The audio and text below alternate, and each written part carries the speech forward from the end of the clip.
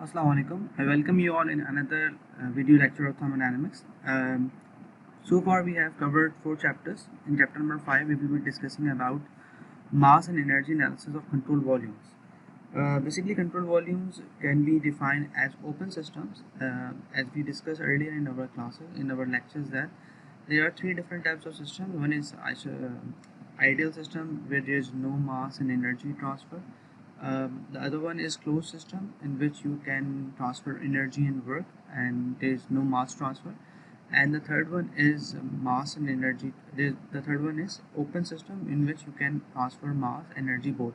And those systems are also called control volumes, system analysis, control volumes. So in chapter number 5 we will be discussing about those system in which you can transfer mass and energy both. So let's begin our chapter. So the objective of this chapter is conservation of mass principle.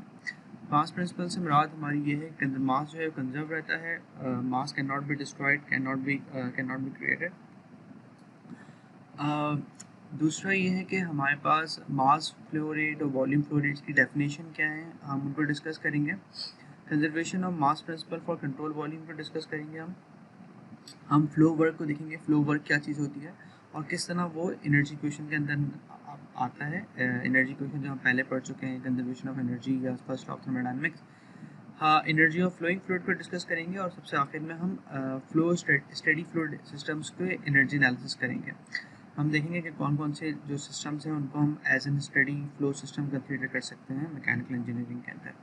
Moving forward, हमारे पास सबसे पहले कि conservation of मास क्या है। मास like energy is a conserve property and it can not be created not be destroyed. ये बात हम बहुत पहले हमें बात पता है कि हम मास को ना क्रिएट कर सकते हैं ना डिस्ट्रॉय कर सकते हैं। मास जो है वो कंजर्व होता है।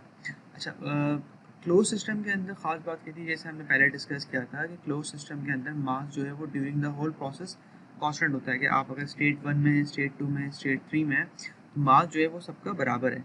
मिसाल के तौर पर यहाँ पे आपके पास एक पिस्टन सिलेंडर डिवाइस है जिसमें कोई इनलेट आउटलेट नहीं है, तो जो गैस इसके अंदर ट्रैप हुई हुई है, जो गैस के इस कंटेनर के अंदर मौजूद है, अगर आप पिस्टन को कंप्रेस करें या एक्सपेंड करें या पिस्टन दबाएं या ऊपर करें, तो दोनों सूरतों में जो भी स्टेट है, state 1, state 2, state 3 and so fourth, mass of the gas will remain constant. तो ये एक क्लोज सिस्टम है। ऑल्दो यहाँ पे कुछ ना कुछ इस सिस्टम के ऊपर वर्क हो रहा है, कुछ एनर्जी ट्रांसफर हो सकती है, हीट इसको आप दे सकते हैं, हीट इससे आप एक्सट्रैक्ट कर सकते हैं। तो that is an example, this is an example of a close system जिसमें मास फिक्स हुआ हुआ है किसी भी स्टेट पर। बट स्टेट से मुराद ये है कि आप if you move the piston, आप एक नई स्टेट पर सिस्टम को ले आते हैं, तो in that scenario the mass is constant. But where as in control volumes, और जिसको हम कहते हैं ओपन सिस्टम्स, मास जो है वो बाउंड्रीज को क्रॉस कर सकते हैं। मिसाल के तौर पर यहाँ पे हमारे पास एक कंट्रोल वॉल्यूम है। कंट्रोल वॉल्यूम को हम डिस्कस कर चुके हैं क्या होता है। It's a space in the, it's a imaginary और hypothetical space in the system, इसके अंदर हम बात करते हैं कि एक लाइन हमने ड्रॉ की हुई है, तो इसको यही हमारा एनालिसिस है कि यहाँ पे हमने एक वॉल्यूम को फिक्स किया हुआ है। अच्छा, अब इस वॉल्यूम की कुछ बाउंड्रीज हैं जिससे कुछ मास एंटर हो सकता है और बाहर निकल सकता है। यहाँ पे आपके पास 2 इनलेट्स हैं एंड एक आउटलेट है। तो हम ये करते हैं कि we must keep track of the amount of mass entering and leaving the control volume. तो इस कंट्रोल वॉल्यूम के अंदर कितना मास दाखिल हो रहा है और कितना मास बाहर निकल रहा है, this we have to keep track of. And this is an example of control volume के मास भी एंटर हो रहा है और मास बाहर निकल रहा है, मास का ट्रांसफर होना चाहिए। That this is the definition of control volume. And in addition में मास एनर्जी ट्रांसफर होता है, वर्क ट्रांसफर होता है, वो साथ साथ भी हो सकता है, नहीं भी हो सकता। बट यूजुअली अगर मास ट्रांसफर हो रहा है तो डेफिनेटली एनर्जी ट्रांसफर भी हो रहा होगा। ये हम बाद में देखते हैं कि मैं इसका मतलब क्या है। ओके, तो इम्पॉर्टेंट बात ये कि आपके पास मास का ट्रांसफर अक्रॉस द बाउंड्रीज होना चाहिए। सो सबसे पहले हम देखते हैं कि मास फ्लो रेट खुद क्या होता है। देखिए, सबसे इम्पॉर्टेंट बात ये है कि हम मास फ्लो रेट की आसान सी डेफिनेशन ये है कि mass flow through a cross sectional area पर unit time is called mass flow rate. तो मास फ्लो रेट का मतलब क्या है, इसकी यूनिट्स क्या है, किलोग्राम पर सेकेंड। मतलब कितना मास पर यूनिट टाइम जो है वो किसी क्रॉस सेक्शन से पास हो रहा है। अच्छा, इसमें मिसाल के तौर पर यहाँ पे हम देखते हैं कि हमारे पास एक लेट से एक पाइप है, उस पाइप से कुछ फ्लूइड गुजर रहा है। फ्लूइड की जो असल वेलोसिटी है वो इस तरह नज़र आती है, ये हम डिस्कस करेंगे आपके बाद में चैप्टर्स में, मतलब इस कोर्स में नहीं पढ़ेंगे, but you will be discussing the velocity profile जो नज़र आ रही है इन फ्लूइड मैकेनिक्स। तो यहाँ पे जो वेलोसिटी है और जो क्रॉस सेक्शनल एरिया है जिससे ये पास हो रही है वो, और density of the fluid, these three terms actually combinedly gives you the value of m dot. m dot का मतलब है मास फ्लो रेट। तो यहाँ पे रो जो है डेंसिटी है, v वेलोसिटी है, और डी ए जो है वो आपके पास डिफरेंशियल एरिया। डिफरेंशियल एरिया से मुराद ये है कि जिस छोटे से एरिया से वो मास बाहर निकल रहा है। तो जिस छोटे, सिमिलरली डेंसिटी कांस्टेंट है, वेलोसिटी जो है उसको आपने उसकी प्रोफाइल ले लेंगे।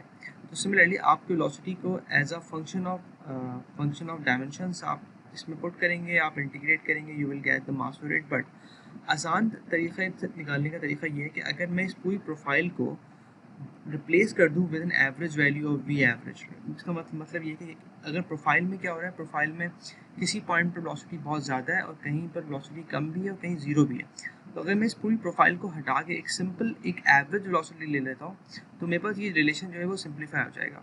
वो कैसे ले सकते हैं कि अगर वी एवरेज बराबर किसके हो सकता है कि मैं इंटीग्रेट करूँ इसकी प्रोफाइल को डी ए जो आपके पास क्रॉस सेक्शनल एरिया, और डिवाइड कर दूँ उसके असल क्रॉस सेक्शनल एरिया के साथ। तो I will get V average, और फ्लूइड डेंसिटी जो है आपके पास फिक्स होती है ए सी। तो इन आसान अल्फाज में जो मास फ्लो रेट का जो सिंपल रिलेशन है वो क्या बन जाएगा, सिंपली रो वी एवरेज और ए सी, जिसमें वी एवरेज जो है वेलोसिटी है, ए सी जो है क्रॉस सेक्शनल एरिया है उस पाथ का, उस पाइप का, उस डक्ट का जिससे वो फ्लूइड पास हो रहा है, और रो जो है वो उस फ्लूइड की डेंसिटी है।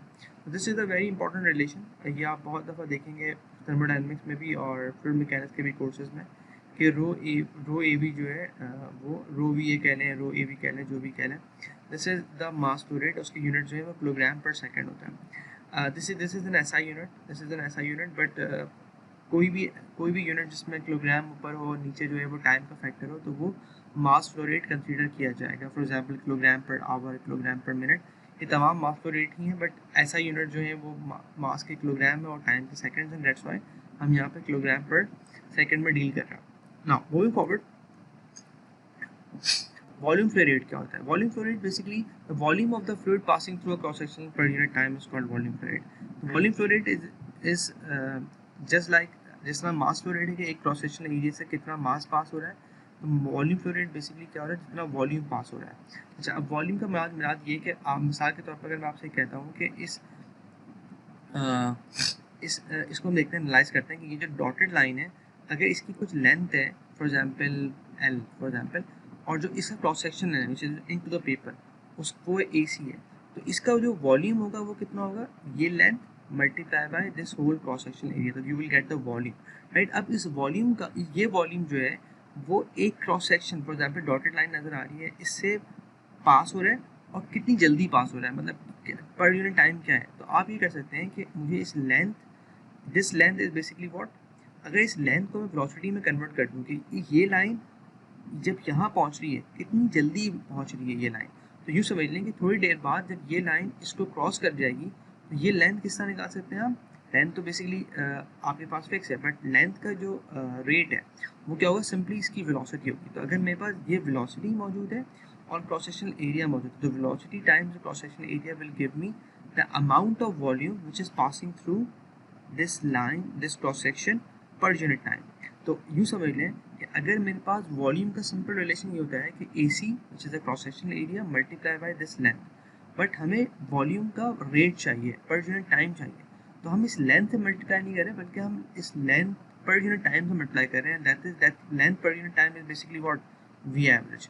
तो जो वॉल्यूम फ्लो रेट है उसको हम वी डॉट से रिप्रेजेंट करते हैं, integral of V and D A C, जिससे एग्जैक्टली वही चीज़ है जो मैंने ऊपर डिस्कस की थी कि यहाँ पे वी एन जो है वो प्रोफाइल है, बट इसको हम सिंप्लीफाई कर देते हैं by replacing V N with V average. तो वी एवरेज ए सी, या बहुत आसान अल्फाज में V times A, this is in meter cube per second, because we are solving for volume flow rate, कितना वॉल्यूम पर यूनिट टाइम जो है वो पास हो रहा है किसी प्रोसेस एरिया से। Now so this is quite similar, right. अच्छा, एक और इंपॉर्टेंट बात अगर आप गौर करें कि इस ऊपर वाले रिलेशन में वी एवरेज ए सी आ रहा है और रो मल्टीप्लाई हो रहा है, तो अगर हम देखें तो वी एवरेज बेसिकली क्यू होता है या वी डॉट होता है, right. This these two terms are is volume flow rate. तो मास फ्लो रेट की एक और डेफिनेशन क्या हो गई, you can simply if you have the volume flow rate you can multiply with the density of the fluid to get the mass flow rate, right. तो ये भी एक और this is how you can solve it, right. Now अब एक और important बात ये है कि कंजर्वेशन ऑफ मास प्रिंसिपल क्या कहता है of a control volume. Control volume तो हम डिस्कस कर चुके हैं, this is the control volume. तो अब सबसे इम्पोर्टेंट बात है कि total mass entering the control volume during delta T, एक खास टाइम इंटरवल में डेल्टा टी में कितना मास एंटर हो रहा है माइनस कितना मास बाहर निकल रहा है is equals to net change in mass with in the control volume during delta T. अगर लेट से मैं कहता हूँ कि मेरे पास टाइम जो है वो 1 से लेके 5 सेकंड्स है, 1 से लेके 5 सेकंड्स के दरमियान कितना मास एंटर हुआ कितना मास बाहर निकला, इन दोनों का difference mass entering minus mass leaving is equals to कितना मास में तब्दीली आई per unit time during that interval of time which is 1 से लेके 5 सेकंड। तो 5 सेकंड में कितना मास तब्दील हुआ कंट्रोल वॉल्यूम में। तो this is called conservation of mass principle. तो M in minus M out is equals to delta M C volume, इसके यूनिट जो है वो किलोग्राम है। तो अगर आपके पास मल्टीपल यूनिट्स हो मल्टीपल इनलेट एंड आउटलेट में तो आपके पास क्या हुआ summation of M in summation of M out, outlet multiple outlets हैं। फॉर एग्जांपल यहाँ मल्टीपल इनलेट है बट आउटलेट एक ही है, कितना मास में तब्दीली आई। But in terms of rate, rate मतलब कि किस रेट से कि उस टाइम डिपेंडेंट अगर आपने कर दिया तो यहाँ पे m को मैं m डॉट से रिप्लेस कर दूंगा और जो राइट हैंड साइड पे क्या हो जाएगा D M C V upon D T, मतलब change of mass with in the control volume with respect to time with in the control, right. अच्छा अब इसमें सिमिलरली अगर मेरे पास multiple inlet and multiple outlets है तो मैं क्या कर सकता हूँ कि summation of M dot minus summation of M dot out equals to D M C V upon D T, कि जितना मास जिस रेट से मास एंटर हो रहा है, मतलब रेट से मुराद के मास की जो एम डॉट मतलब रो ए वी कि आपने जो मास है फॉर एग्जांपल वो 5 kg पर सेकंड है, this is the rate, right. कि एक सेकंड के अंदर 5 kg मास एंटर हो रहा है दोनों को मिला के, और लेट से 3 kg बाहर निकल रहा है पर यूनिट टाइम 3 kg पर सेकंड, विच मीन्स कि मास जिस रेट से दाखिल हो रहा है उस रेट से बाहर नहीं निकल रहा। तो जब 5 से दाखिल हो रहा है 3 से बाहर निकल रहा है तो there should be a difference of mass with in the control volume, तो क्या मतलब कि एक सेकंड में दो ये वैल्यू भी जो है वो नॉन जीरो हो जाएगी, राइट।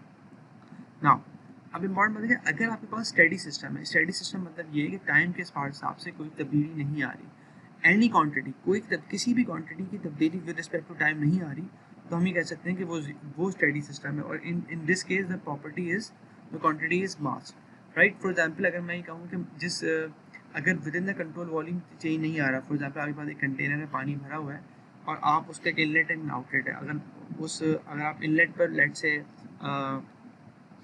इनलेट पे जो आपके पास फ्लो रेट है वो बराबर है आउटलेट के, तो व्हाट विल हैपन कि आपके पास जो इन का रेट है वही आउट का रेट हो जाएगा, मतलब with in the control volume कोई तब्दीली नहीं आ रही मास की। फॉर एग्जाम्पल एक कंटेनर ऑलरेडी पानी से भरा हुआ है, उसका इनलेट एंड आउटलेट है, जब आप इनलेट खोलेंगे पानी दाखिल होगा और आउटलेट से उतना पानी बाहर निकल जाएगा, तो with in the control volume कोई तब्दीली नहीं आएगी।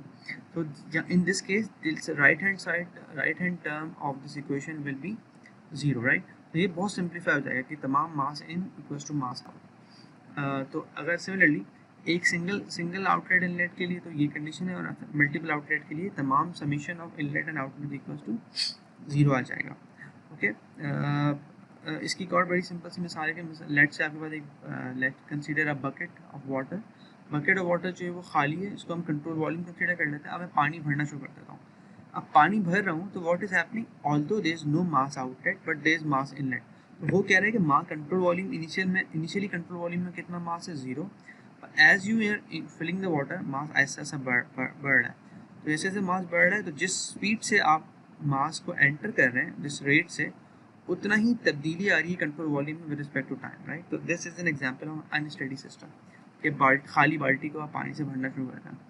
बट फॉर एग्जांपल अगर आपके पास एक पानी का टैंक है जिसके अंदर पानी ऑलरेडी भरा हुआ है और आप उसमें तब्दीली नहीं आ रही, तो हो ये रहा है कि जितना मास एंटर हो रहा है उतना ही मास बाहर निकल रहा है, तो कंट्रोल वॉल्यूम के अंदर मास में तब्दीली नहीं आ रही। सिमिलरली अगर आपके पास इनकम्प्रेसिबल प्रोसेसेस हैं, इनकम्प्रेसिबल प्रोसेसेस क्या होते हैं जिसमें आपके पास डेंसिटी जो है वो फिक्स होती है, तो in that case what will happen कि राइट हैंड और लेफ्ट हैंड साइड से डेंसिटी कैंसिल आउट हो जाएगी, तो आपके पास सिंपली जो रिलेशन था स्मॉल वी बेसिकली क्या होता है specific volume, right, which is one upon rho और द रेसिप्रोकल ऑफ डेंसिटी। तो m डॉट इन बराबर है m डॉट आउट के। अगर मैं यहाँ पे a in v in equals to a out v out रखता हूँ, ये रो नीचे जो v लिखा हुआ है ये स्पेसिफिक वॉल्यूम है, this is basically equals to 1 upon rho, right. तो यहाँ पे ये लिखें या ऐसा लिखें एक ही बात है। जब ये दोनों कैंसिल आउट हो जाएंगी तो you will be left with what, a in v in equals to a out v out which is equals to v dot in equals to v dot out। तो सिंपल आसान सी बात ये है कि incompressible processes में मास flow rate और मास flow rate बराबर होता है वॉल्यूम फ्लो रेट के, बिकॉज डेंसिटी जो है वो कैंसिल आउट आती है। And similarly if you have multiple inlet and outlet, you can, आप इनलेट पे तमाम को सम करेंगे एंड आउटलेट पे तमाम को सम करेंगे इन और ओके। सेकेंडली आपके पास दूसरा ये है कि हमारे पास एग्जाम्पल कौन सी स्टडी फ्लो डिवाइसेस की। स्टडी फ्लो डिवाइसेस हम ये कॉमनली देखते हैं कि we have nozzle, we have turbine, we have mixing chamber, we have diffuser, compressor, heat exchanger, throttling device. हम ये तमाम डिवाइसेस को बारी बारी अपने कोर्स में डिस्कस करेंगे इंशाल्लाह, और इसके भी प्रॉब्लम्स भी देखेंगे, नोजल क्या होती है, टर्बाइन क्या होता है और बाकी चीज़ें क्या होती हैं। तो सबसे पहले हम ये देखते हैं कि फ्लो वर्क क्या होता है। फ्लो वर्क और फ्लो एनर्जी ये बड़ी इंपॉर्टेंट चीज़ है। This term appears in the conservation of energy equation. The work energy required to push the mass into और out of the control volume. This work is necessary for maintaining a continuous flow through a control volume. सबसे पहले हम ये देखते हैं कि हमारे पास फ्लो वर्क की बेसिक डेफिनेशन क्या है। It's simply force time displacement, and force is basically the pressure exerted per unit, the force exerted pressure time जो है एरिया होता है। अच्छा, अब यहाँ पे हम देखते हैं कि let say we have a control volume और यहाँ पे पानी एंटर हो रहा है और यहाँ से पानी बाहर निकल रहा है। इमेजिन करते हैं कि ये एक इमेजिनरी पिस्टन है। पिस्टन मतलब ये पिस्टन नहीं लगा हुआ, बट यूँ मिलेंगे यहाँ से पानी दाखिल हो रहा है और यहाँ से पानी बाहर निकल रहा है। तो दीज आर सॉर्ट ऑफ, यहाँ पे कोई सब एक इमेजिनरी पिस्टन है जिसको पुश कर रहा है पानी को, और ये यहाँ से पुश हो रहा है। तो इस पॉइंट पे क्या हो रहा है, we have a pressure of water, we have mass of water and we have volume of the water इस पॉइंट के ऊपर, right. And this is exerting some force, and that force is basically with that force the fluid is entering the control volume and similarly it is leaving the control volume। तो जो work है, जो flow energy है वो basically क्या हो जाएगी, force is basically P time A, L जो है जितना उसने मूव किया, राइट। तो बेसिकली अगर मैं ए और एल को मल्टीप्लाई करूँ तो we get V. The flow energy is basically PV, and in terms of per unit mass it is equals to PV। This is P small v। This is the relation भी हमने पहले भी discuss किया हुआ है। और अगर मैं आपसे रेट ऑफ फ्लो एनर्जी कहता हूँ तो पावर कहते हैं, तो सिंपली मैं इसको मल्टीप्लाई कर दूंगा m डॉट के साथ। तो जब small v is basically volume per unit mass and m dot is basically equals to mass upon time. This whole term अगर आप इसके यूनिट चेक करें, इंपॉर्टेंट बात है कि जब भी आपको कन्फ्यूजन हो तो आप यूनिट चेक कर लें। तो इसके यूनिट्स क्या हो जाएंगे, m डॉट के यूनिट्स होते हैं किलोग्राम पर सेकेंड, और इसके यूनिट्स क्या होते हैं किलो जूल्स पर kg। तो kg से kg कैंसिल होगा, किलो जूल्स पर सेकंड आएगा, तो we will get kilo watts, right. So अगर आपको रेट ऑफ फ्लो एनर्जी निकालनी है तो आप बेसिकली क्या कर रहे हैं, simply this is important, this is a relation for flow energy only. m dot pv is basically equals to rate of flow energy. Now अब एक और इम्पॉर्टेंट बात, अगर आपके पास फ्लो नहीं हो रहा, नॉन फ्लोइंग एनर्जी, तो हमारे पास जो एनर्जी की इक्वेशन थी वो होती है E equals to u plus V dot V square upon 2 और जी जेड, राइट। ओके, इसमें बहुत बात ये है, अगर आप गौर करें कि ये हम ये ट्रेसन पहले डिस्कस कर चुके हैं कि यू ये एक्चुअली पर यूनिट मास लिखी हुई है, जब यहाँ पे मास नहीं, तो ये potential energy per unit mass, this is kinetic energy per unit mass, and this is internal energy per unit mass. Non flowing fluid मतलब कि अब पानी जो है, मतलब this is equation usually for the close system, right.